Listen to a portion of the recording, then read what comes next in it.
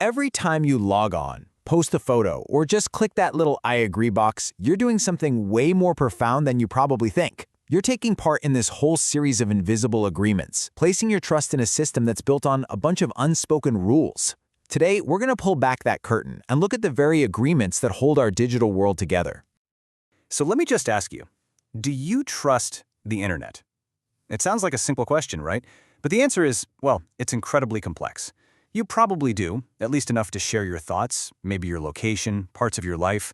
We all kind of operate on this good faith basis, assuming the platforms will work, our data will be, reasonably safe, and that we're all playing by the same basic rules.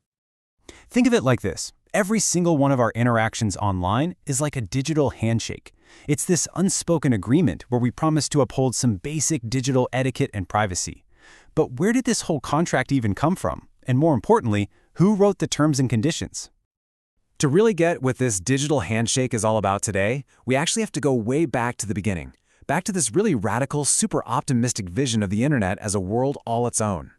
The early pioneers, they really believed that cyberspace was so unique, so different, that it couldn't possibly be regulated by traditional governments. This was the peak of internet utopianism, this belief that online communities could just evolve their own rules, their own ways of enforcing them, a truly self-governing society. And this powerful idea, it's captured so perfectly in John Perry Barlow's famous declaration. It framed the internet not as a physical place with wires and servers, but as a social space built on, quote, transactions, relationships, and thought itself. It was a seriously bold vision of a new frontier, totally free from the old world's rules. Okay, so let's dive into this. Because that utopian dream, as inspiring as it was, it ran headfirst into reality. And it was one single piece of law, all the way back from 1996, that fundamentally shaped the internet we use every single day. It's called Section 230. And to put it simply, it says that online services, so social media sites, forums, search engines, they can't be sued for what their users post. It was a direct result of that internet exceptionalism thinking, a law that treated online providers completely differently, and frankly, a lot more favorably than anyone offline. Now, this slide, this is the key. It highlights the crucial legal difference that Section 230 created. See, before this law, if an online service tried to moderate its content, say to be family-friendly, it could be treated as a publisher, like a newspaper, and then it'd be legally on the hook for everything. Section 230 completely changed the game. It said, nope, online services are platforms.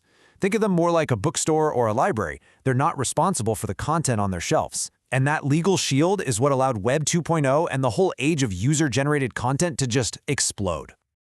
And that brings us right to the heart of the debate that's still raging today. Was Section 230 a necessary shield that allowed for incredible innovation and free expression to flourish, or has it become a shield that lets platforms avoid responsibility for the very real harm that happens on their watch? Which leads us to the critical question of who's in charge.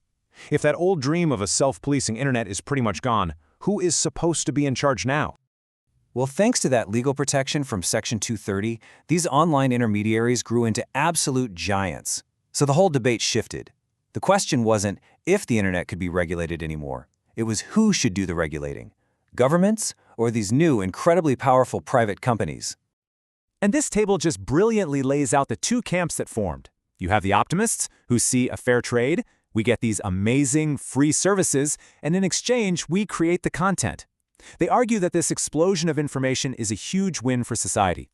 But then you have the pessimists. They see it very differently. They see us as digital sharecroppers building empires for these giant corporations with our free labor. Just think about every viral video that generates ad revenue for the platform, but maybe not for the creator. They worry about us getting stuck in our own little personalized daily me echo chambers, and they warn that this unchecked private power could become a perfect tool of control. So, what's the currency in this new world? What are we actually trading in our digital handshake? Well, the answer is pretty simple. It's our data. And here's the big problem with that trade. The main way we make it official is by clicking that I agree button. But as organizations like CCHAP have found, this whole model is, well, it's fundamentally broken. It puts this crazy burden on us to read and understand endless legal documents, so our consent, our handshake, it's not always a fully informed one. So, since our consent isn't always fully informed, it's really important to understand what we're actually giving away. Our data isn't just data, it's a totally new kind of economic asset with its own unique set of rules. An economist named Larry Downes figured out there are 5 key principles that explain why our information is so incredibly valuable. Okay, so let's break this down. Unlike, say, a physical object, information is renewable. You can't use it up. It's universal, meaning we can all use the same piece of information at the same time. Its value is magnetic. It grows as more people use it. That's the network effect. It's friction-free, so it gets more valuable the easier it flows. And finally, it's vulnerable. Its value can be totally destroyed by misuse or just information overload. This is the economic engine that powers the entire free internet that we know. So this brings us all the way back to where we started, that digital handshake.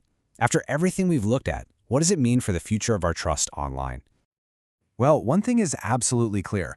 That utopian vision of a completely separate, self-governing digital nation, it's a relic of the past. The internet isn't exceptional in that way anymore. It's deeply, deeply tangled up with our physical world and all its laws. See, who governs the internet is no longer a simple question. The rules of our digital handshake are being rewritten constantly. They're being written by court decisions that interpret laws like Section 230, they're being written by corporate policies and boardrooms, and, just as importantly, they're being written by the billions of daily actions of users. I'm talking about you. Every single time we rate, review, share, or report something, we are participating in the governments ourselves. We're literally voting with our clicks, shaping what gets seen and what just fades away.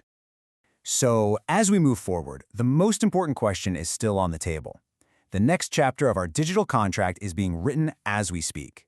In this really complex world, with all these competing interests, governments in courtrooms, corporations in boardrooms, and all of us online, who do you trust to hold the pen?